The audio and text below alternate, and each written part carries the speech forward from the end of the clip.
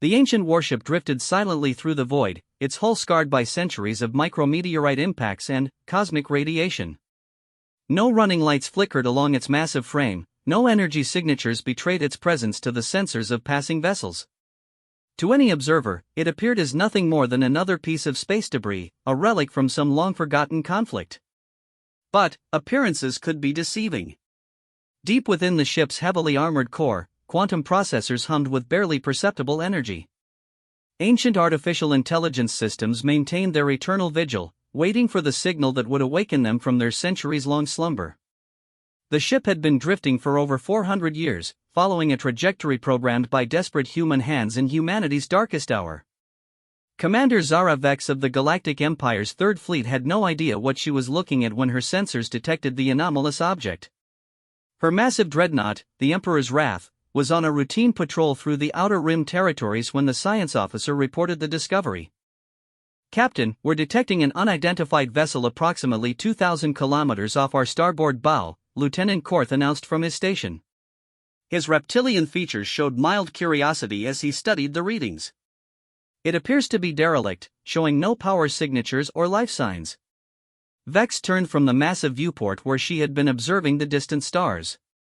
Her pale blue skin marked her as a member of the Centauri species, one of the Empire's founding races. Cold amber ice fixed on the tactical display as her ship's advanced sensors painted a picture of the mysterious vessel.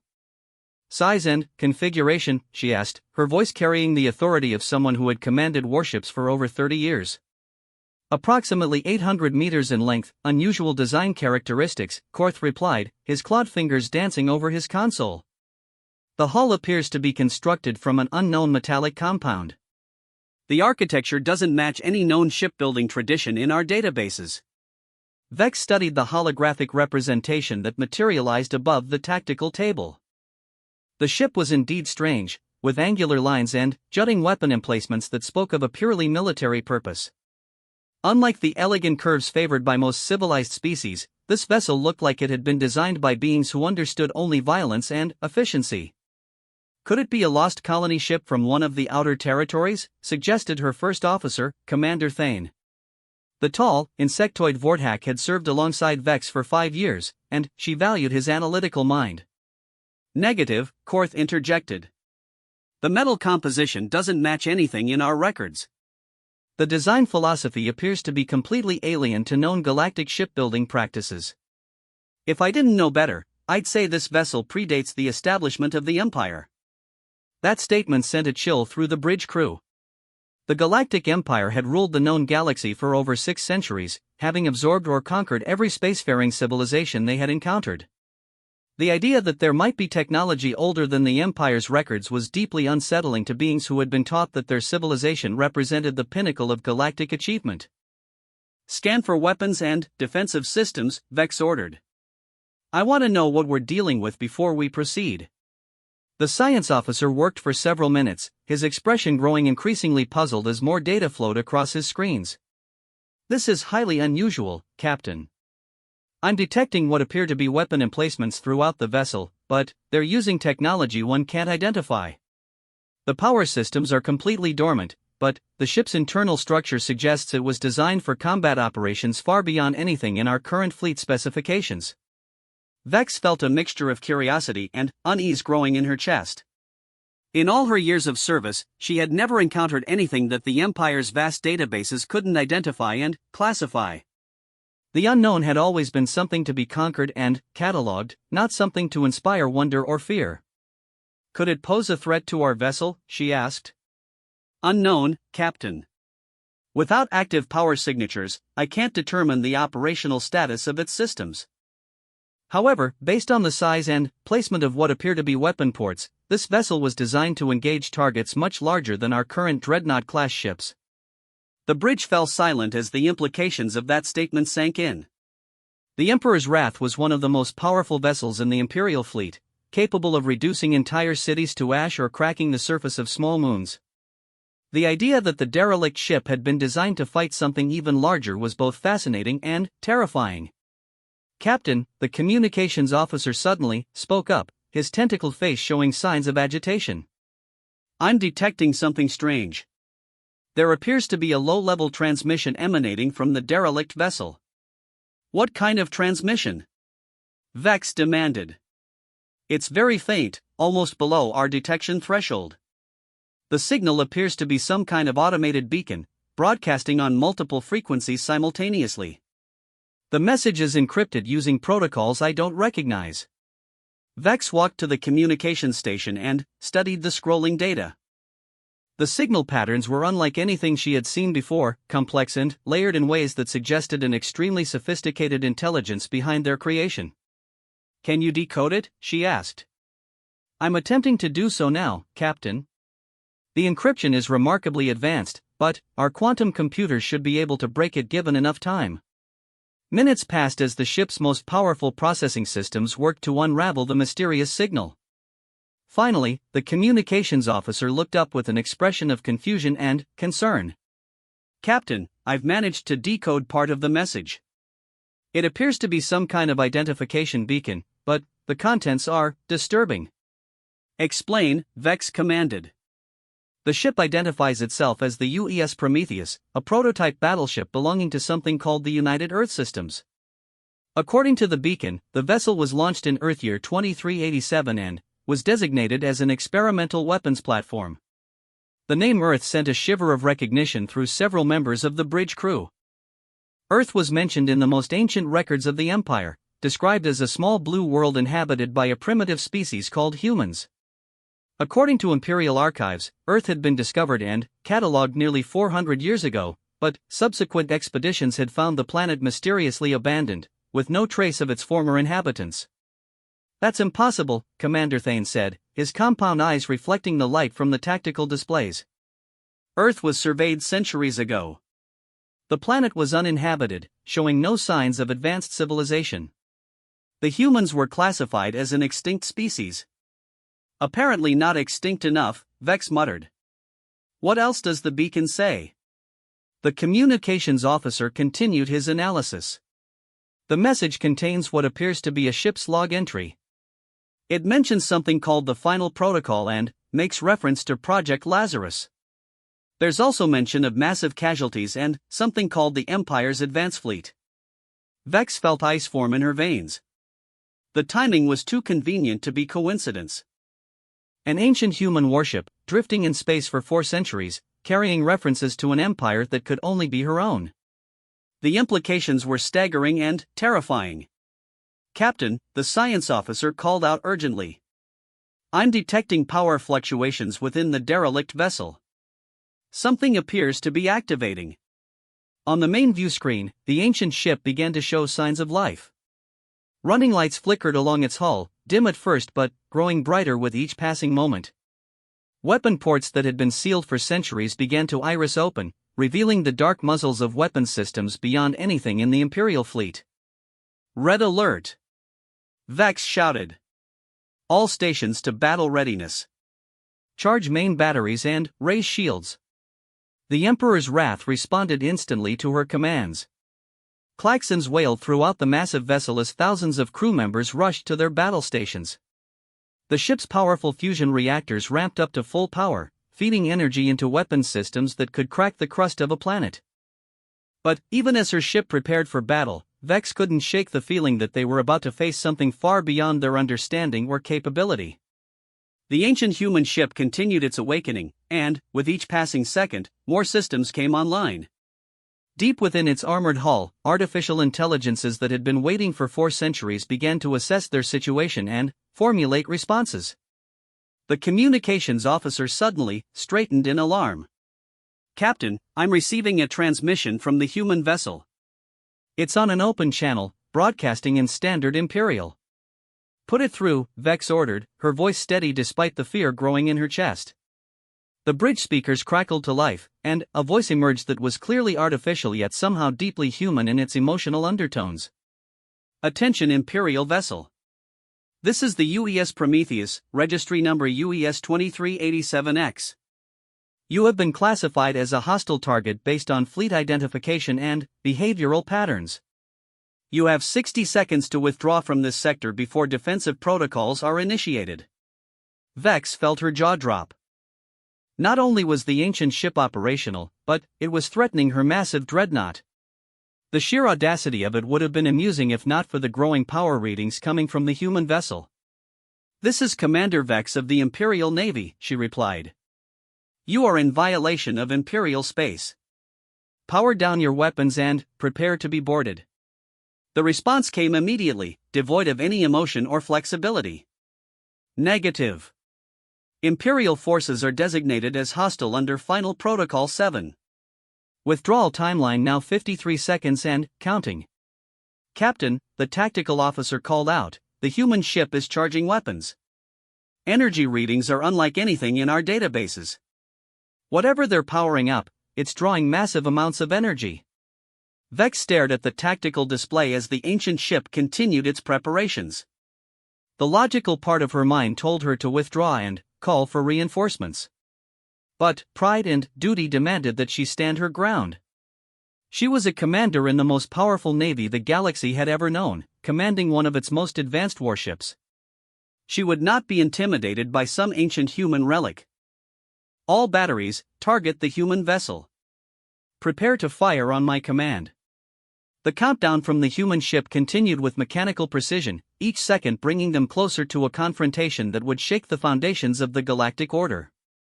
10 seconds remaining, the artificial voice announced. 9. 8. 7.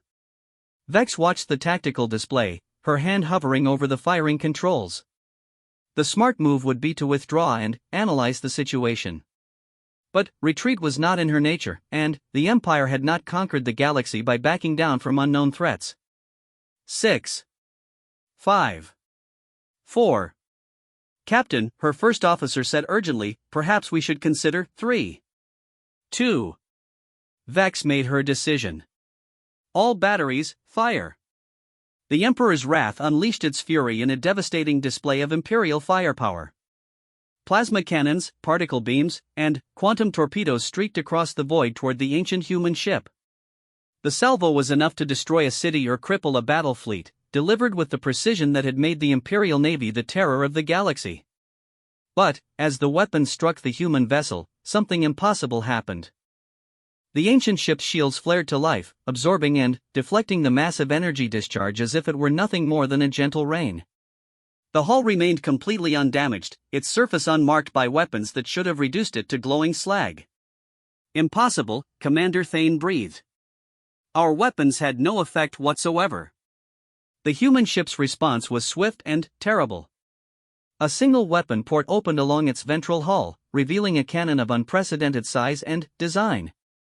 Energy began to build within its muzzle, a brilliant blue-white glow that hurt to look at directly.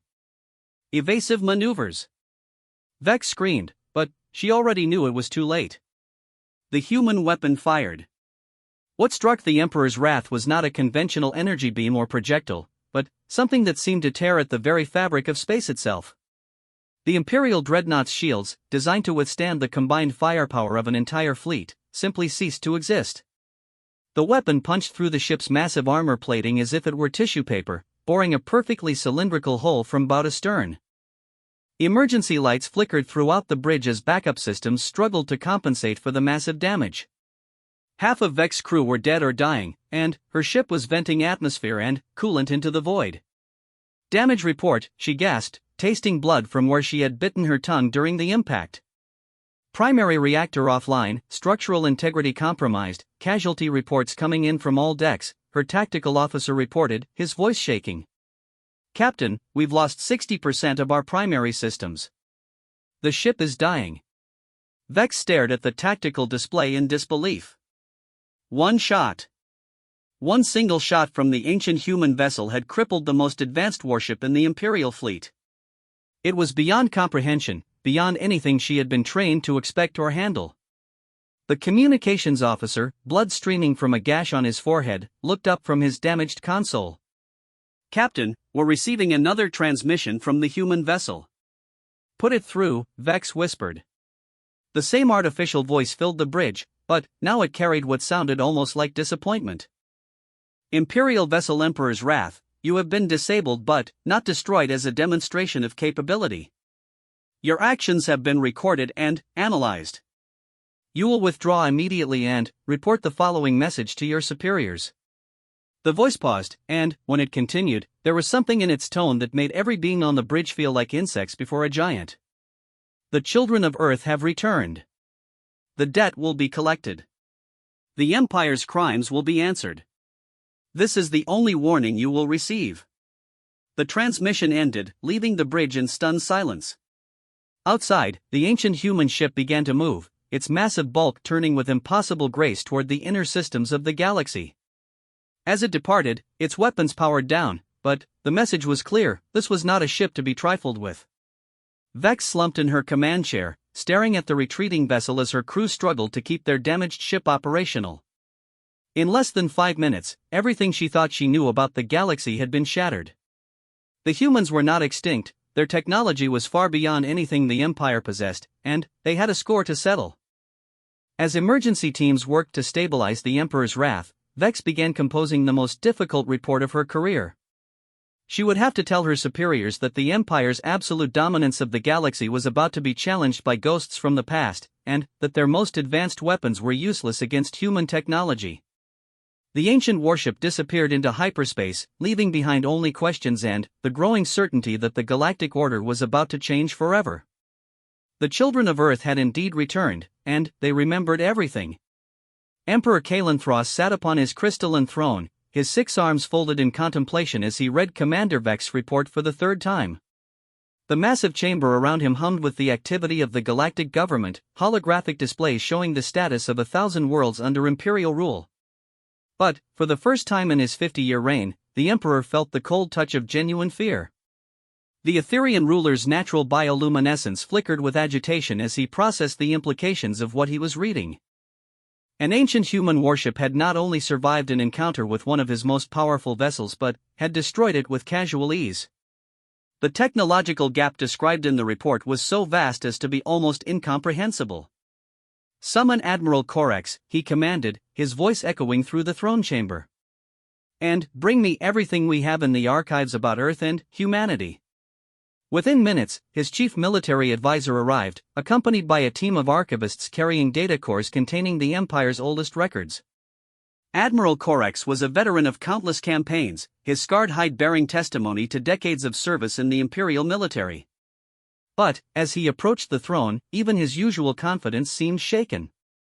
"Your Imperial Majesty," Corax began with a formal bow, "I've reviewed Commander Vex's report. The technical specifications she describes are impossible according to our understanding of physics. And, yet the Emperor's wrath sits in a shipyard with a hole punched clean through it," the Emperor replied coldly. "Tell me about Earth, Admiral.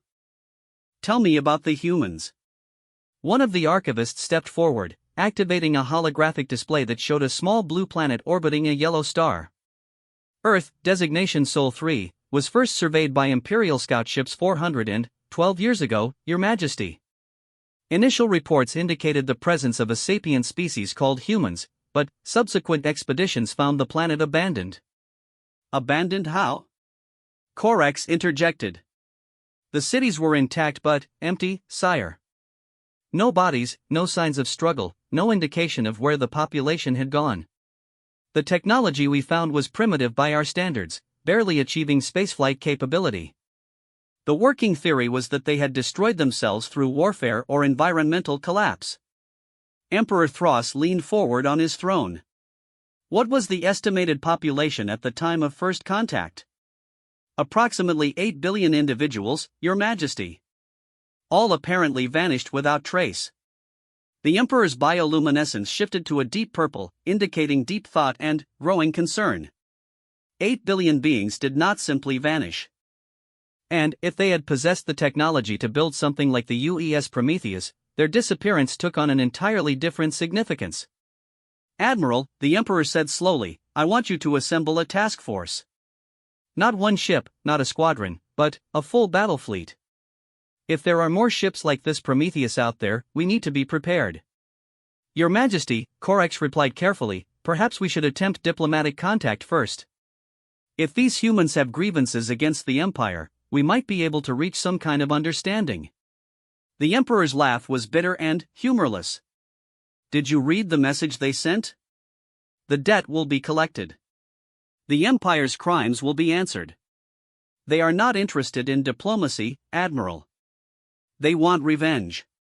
Meanwhile, in the depths of space far from the Empire's core worlds, the UES Prometheus continued its journey toward the inner systems.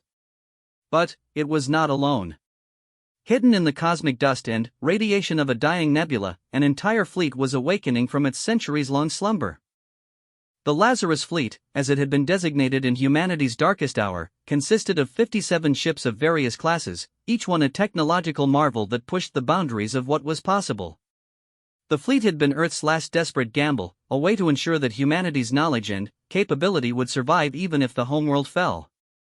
Admiral Sarah Chen had been in cryogenic suspension for 400 years, her aging process halted while automated systems maintained the fleet's readiness. As her revival cycle completed, memories flooded back with crystal clarity. The invasion of Earth. The slaughter of billions. The Empire's systematic extermination of human colonies throughout the galaxy. She remembered the final days, when Earth's greatest minds had worked frantically to complete the Lazarus Project. Ships that incorporated technology decades ahead of anything the Empire possessed, crewed by the best and brightest humanity had to offer, all placed in suspended animation to await the day when they could return and reclaim their birthright. That day had finally come. Status report, Chen commanded as she took her position on the bridge of the flagship UES Retribution. Around her, her crew was awakening from their own long sleep, taking their stations with the efficiency of people who had trained for this moment their entire lives. All fleet elements are online and operational, Admiral, her tactical officer reported. Lieutenant Commander James Park had been one of humanity's finest strategic minds before the invasion, and the centuries of sleep had not dulled his edge. The Prometheus has made contact with an Imperial vessel and delivered our message as planned. Good, Chen replied, settling into her command chair. What's our intelligence status on current Imperial capabilities? The probe ships have been gathering data for the past 6 months as we approached the core systems, her science officer reported. Imperial technology has advanced somewhat since our time, but not significantly. They still rely on fusion-based power systems and conventional energy weapons.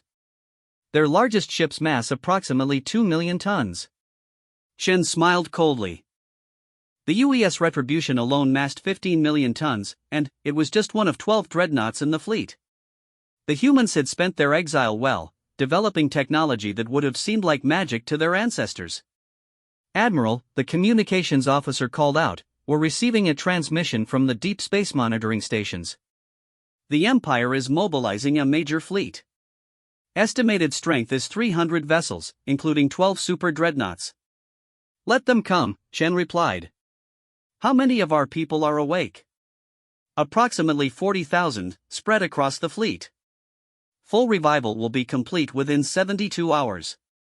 Chen nodded. 40,000 humans against an empire of trillions of beings. The odds were astronomical, but humanity had never been deterred by impossible odds. They had conquered their own planet, reached for the stars, and built a civilization that spanned dozens of worlds before the Empire had arrived with its message of submission or death. Now it was time to remind the galaxy what humanity was truly capable of. The Imperial Task Force assembled at the edge of the Corton system represented the largest concentration of military power the Empire had deployed in over a century. 300 warships hung in formation, their combined firepower capable of reducing entire worlds to cinders.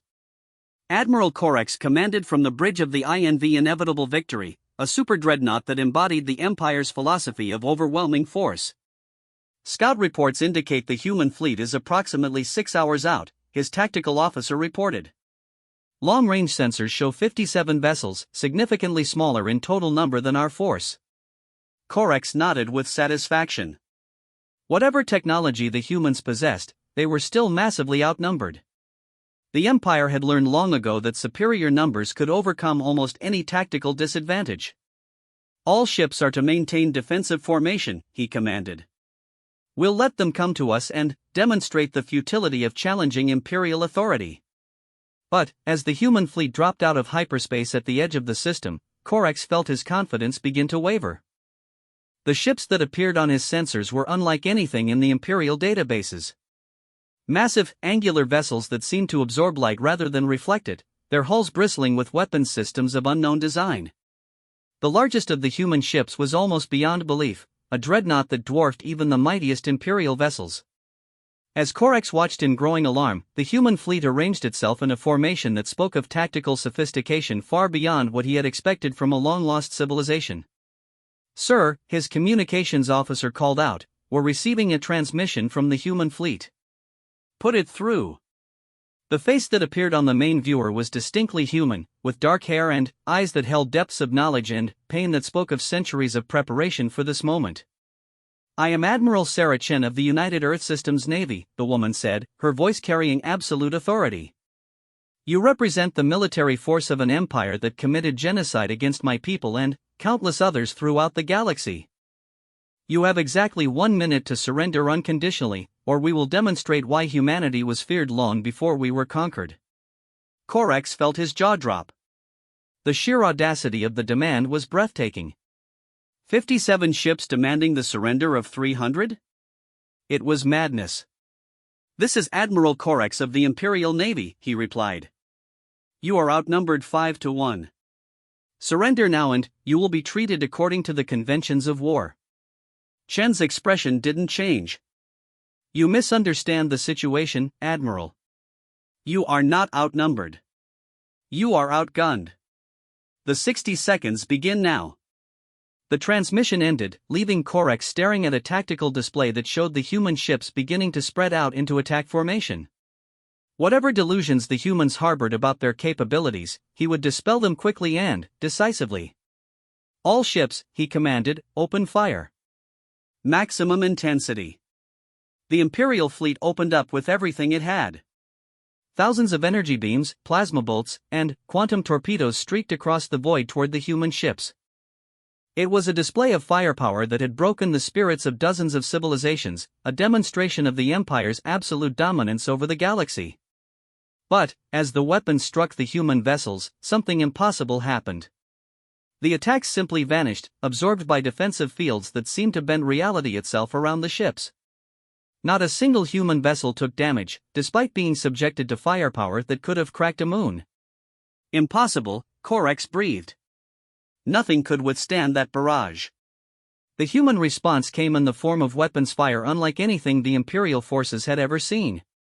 Instead of energy beams or projectiles, the human ships fired what could only be described as tears in space itself, dark lances that ignored shields and armor as if they didn't exist.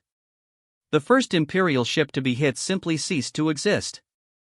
One moment it was there, a proud dreadnought representing centuries of Imperial engineering, and the next it was gone, leaving only empty space and scattered debris. Then, the human ships opened up with their full firepower, and the Imperial formation began to disintegrate. Ship after ship vanished under the alien weapons, their crews given no time to even comprehend what was happening to them. Shields that had never failed collapsed like tissue paper, armor that had been proof against any known weapon melted away like ice under a blowtorch. "All ships retreat." Corax screamed into his communications system. "Emergency jump to hyperspace. Fall back immediately." But retreat was easier ordered than accomplished. The human ships moved with impossible speed and precision, cutting off escape routes and surrounding Imperial vessels that tried to flee. Their weapons reached out across impossible distances, striking targets with accuracy that defied comprehension. Within 30 minutes of the first shot being fired, the Imperial task force had been reduced to burning wreckage. Of 300 ships that had entered the battle, fewer than 50 managed to escape into hyperspace, and most of those were damaged beyond immediate repair. Admiral Corax found himself aboard one of the fleeing vessels, his own flagship having been vaporized in the opening minutes of the engagement. As he watched the human fleet regroup in the distance, he began to compose what might be the most important message in Imperial history. The humans were not just back. They were back with technology that made the Empire's greatest weapons look like primitive clubs. And, according to their admiral, this was just the beginning. Admiral Chen stood on the observation deck of the UES Retribution, watching as her fleet's engineering teams analyzed the wreckage of Imperial ships. The technology gap was even wider than they had hoped. The Empire had grown complacent during their centuries of dominance, failing to push the boundaries of science and engineering. Humanity, on the other hand, had spent 4 centuries in exile perfecting the art of war. Every system on every ship had been designed with one purpose in mind: the complete and utter destruction of the galactic empire. Admiral, her executive officer, approached with a datapad. "Intelligence reports are coming in from our probe networks. The Empire is beginning to mobilize their entire military. They're recalling fleets from across the galaxy." Chen nodded. She had expected as much. The Empire would not accept defeat easily, and they had resources that humanity could not match in terms of raw numbers. "How long before they can assemble a meaningful response?" she asked. "Conservative estimate is 6 months for full mobilization, but they'll probably try to engage us with whatever forces they can gather in the next few weeks." "Good," Chen replied. "That gives us time to implement phase 2 of the plan." Her executive officer looked puzzled. "Admiral?" Chen turned from the viewport, her eyes hard with determination and centuries of suppressed rage. "We're going to remind the galaxy what happened the last time someone tried to exterminate humanity. And then, we're going to make sure it never happens again." The human fleet began to move deeper into Imperial space, leaving behind the wreckage of the task force as a message to any who would follow. The children of Earth had returned, and they had brought with them technologies and strategies that would shake the very foundations of galactic civilization. The Empire's reign of terror was about to end, and humanity would ensure that the debt owed for Earth's destruction would be paid in full. The imperial capital of Nexus Prime had stood unconquered for over 600 years, its massive orbital defense platforms and planetary shields representing the pinnacle of military engineering. No enemy force had ever penetrated the system's defenses, and the very idea was considered impossible by the Empire's greatest strategic minds. But, as Emperor Thras stood before the vast windows of his palace, watching the human fleet materialize at the edge of his home system, he realized that the impossible was about to become reality. The Lazarus fleet had grown during its month-long campaign through Imperial space. What had started as 57 ships had become over 200 as automated shipyards hidden throughout the galaxy awakened and began producing vessels at an unprecedented rate. The humans had spent 4 centuries preparing for this moment, and their preparations had been thorough beyond imagination. "Your Imperial Majesty," Admiral Korek said as he entered the throne room, his once proud uniform now bearing the scars of multiple defeats. "The outer defense platforms have been neutralized. The humans used some kind of nanological weapon that simply dissolved the station's superstructure at the molecular level." Thras did not turn from the window. In the distance, he could see the lights of human ships as they arranged themselves in perfect formation around his world. 50 billion souls lived on Nexus Prime, representing dozens of species that had sworn allegiance to the Empire. All of them now lived at the mercy of humanity's vengeance. "How many ships do they have now?" the Emperor asked. "Our best estimate is 230 vessels of various classes," Korek replied. "But, Your Majesty, their capabilities continue to exceed our projections. They are not just more advanced than us, they appear to be operating on entirely different scientific principles." The Emperor finally turned from the window, his bioluminescence dim with despair. "Summon Admiral Chen. It is time to end this madness." The communications link was established within minutes, and, once again the face of humanity's revenge appeared on the throne room's main display. Admiral Chen looked older than when Korek had first encountered her, the weight of command and centuries of planning evident in her features. "Emperor Thras," she said without preamble. "I trust you have had time to consider your situation." "Admiral Chen," the Emperor replied, struggling to maintain his dignity even in defeat. "You have made your point. Your technology is superior to ours. But surely we can reach some kind of accommodation. The crimes you speak of were committed centuries ago, by beings long dead." Chen's expression hardened. "The crimes I speak of include the orbital bombardment of Earth, the enslavement of human colonies, the systematic extermination of over 30 billion human beings, and the deliberate erasure of our civilization from galactic history. These crimes do not diminish with time, Emperor. They demand justice." "What do you want?" Thras asked, though he suspected he already knew the answer. "The complete and unconditional surrender of the Galactic Empire," Chen replied. the dissolution of all imperial military forces, the liberation of all subject species, and the establishment of a new galactic government based on principles of equality and self-determination. And if I refuse? Chen's smile was cold and terrible. Then, you will share the fate of Earth, and your species will learn what it means to be hunted to extinction. The threat hung in the air between them, and Thras felt the weight of history pressing down upon him. His empire had been built on the subjugation and exploitation of countless civilizations.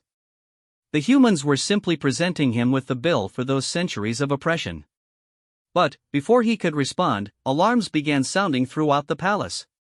Admiral Corex's communicator chirped urgently, and he stepped away to take the call. "Your Majesty," he said, his face pale with shock, "we're receiving reports from across the galaxy. Human fleets are simultaneously attacking every major imperial world. They have somehow coordinated a galaxy-wide offensive using faster-than-light communications we didn't know existed." Thras felt his legs give out, and he slumped into his throne as the magnitude of the human strategy became clear. This was not just a military campaign, it was a precisely orchestrated dismantling of everything the Empire had built. "How is this possible?" he whispered. Admiral Chen heard the question through the open communication link. "Did you really think we would spend 4 centuries in exile without learning from our mistakes? Every world your empire conquered, every species you enslaved, every act of brutality you committed was carefully recorded and filed away. We know the location of every imperial installation, every fleet base, every government center. And we have been planning this operation since the day Earth fell." On the tactical displays around the throne room, reports began flooding in from across the galaxy. Imperial fleets were being systematically destroyed, government centers captured or neutralized, and subject worlds liberated by human forces that seemed to appear from nowhere. The humans had not just returned with superior technology, they had returned with a complete understanding of imperial infrastructure and strategy. They knew exactly where to strike to cause maximum damage with minimal collateral harm to innocent populations. "The game is over, Emperor," Chen continued. "Your empire is finished. The only question now is whether you choose to surrender with dignity or force us to end this the hard way." Thras looked around his throne room at the advisors and military officers who had served him faithfully for decades. They were all looking at him with the same expression, waiting for him to make the decision that would determine the fate of trillions of beings. "Admiral Chen," he said finally, his voice heavy with resignation. "What guarantees can you offer regarding the treatment of imperial citizens and military personnel?" "Full amnesty for all non-combatants and junior military personnel," Chen replied immediately.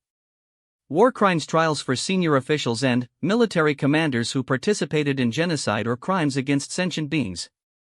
Repatriation and self-governance for all species that were conquered by the Empire. And a new galactic charter that ensures something like the Empire can never rise again. And my people?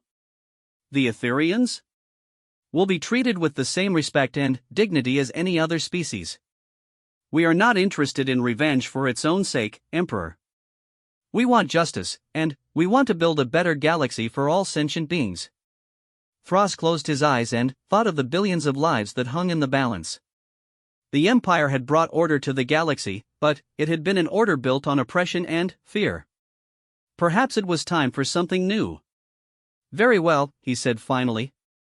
"I hereby surrender the Galactic Empire unconditionally to the forces of United Earth Systems. May whatever comes next be better than what we built." The formal surrender ceremony took place 3 days later on the surface of Nexus Prime. Representatives from every species in the galaxy gathered to witness the end of an era and the beginning of something unprecedented in galactic history. Admiral Chen stood before the assembled delegates, no longer in her military uniform but wearing simple civilian clothes that emphasized her role as a liberator rather than a conqueror. Beside her stood representatives of the various resistance movements that had worked in secret for centuries to undermine imperial rule. 600 years ago, Chen began, her voice carrying clearly across the vast plaza. The Galactic Empire was established through conquest and intimidation. Entire civilizations were subjugated or destroyed, their cultures erased, their people enslaved. Today, we gather to ensure that such tyranny can never again take root among the stars. She gestured to a massive holographic display that showed the galaxy in all its glory, with thousands of worlds spinning in their ancient dance around the galactic core. The United Earth Systems does not seek to replace the Empire with another empire. We propose instead the establishment of the Galactic Confederation, a voluntary association of free worlds working together for mutual benefit and protection. Every species, every world, every individual will have a voice in determining their own destiny. The crowd erupted in cheers from beings who had never dared to hope for freedom from imperial rule. Humans, it seemed, had learned from their own history of oppression and were determined not to repeat the mistakes of their predecessors. In the months that followed, the transition proceeded with remarkable smoothness. Human technology, freely shared with former imperial worlds, sparked a renaissance of scientific and cultural advancement. Worlds that had been strip-mined for resources were restored using advanced terraforming techniques. Species that had been on the verge of extinction were given new hope through human medical and genetic technologies. The war crimes trials were conducted with scrupulous fairness, focusing on those who had ordered or participated in genocidal acts rather than seeking wholesale punishment of imperial personnel. Many former imperial officers found themselves working alongside human advisors to establish new governmental structures on liberated worlds. Emperor Thras himself was granted a comfortable retirement on a small colony world, his abdication speech having been judged sufficient acknowledgement of imperial crimes. He spent his final years writing memoirs that would become required reading for students of galactic history. Admiral Chen retired from military service shortly after the surrender, dedicating herself to the establishment of the Galactic Confederation's charter and institutions. The principles she helped establish would guide galactic civilization for millennia to come: self-determination, mutual respect, technological cooperation, and the absolute prohibition of genocide or slavery.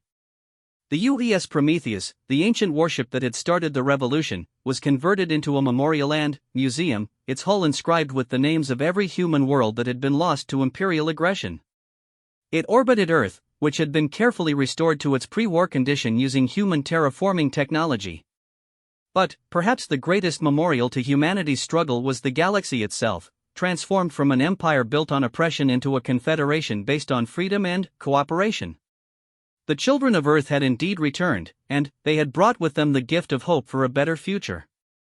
As Admiral Chen stood on the observation deck of a space station orbiting Earth, watching ships from dozens of species arrive and depart in peaceful commerce, she reflected on the long journey that had brought them to this moment. For centuries of exile had taught humanity many things, but perhaps the most important lesson was that true strength came not from the ability to dominate others, but from the wisdom to lift them up. The galaxy was vast and full of wonders, and, for the first time in centuries, all sentient beings were free to explore and discover them together. The age of empire was over, and the age of cooperation had begun. In the end, humanity's greatest victory was not the destruction of their enemies, but the creation of a future where such enemies need never exist again. The children of Earth had returned not just as warriors, but as builders of a better tomorrow for all the galaxy's children.